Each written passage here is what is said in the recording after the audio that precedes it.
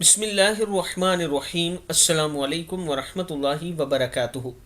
عابد راضی چینل کی طرف سے آج میں اپنے دوستوں کو رسول اللہ صلی اللہ علیہ وآلہ وسلم کا ایک بہت ہی پیارا فرمان سناؤں گا۔ آپ دوستوں نے اس بار غور کرنا ہے۔ ایک شخص کسی عورت کو بوسہ دے بیٹھا، احساس ہوا تو نبی اکرم صلی اللہ علیہ وآلہ وسلم کی خدمت میں حاضر ہو کر اپنے گناہ پر نادم ہوا۔ تب اللہ تعالیٰ نے یہ آیت نازل فرمائی، صبح اور شام نماز پابندی سے پڑھا کرو اور رات کے کچھ حصوں میں بھی اس کا اہتمام کرو، بلا شبہ نیکیاں برائیوں کو ختم کر دیتی ہیں یا مٹا دیتی ہیں۔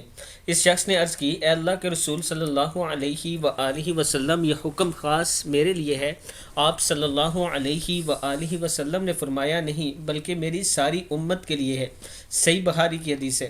میں اپنے دوستوں سے گزارش کروں گا کہ نماز کی پابندی کریں اور رات کو تہجد ضرور پڑھا کریں۔ السلام علیکم ورحمۃ اللہ وبرکاتہ۔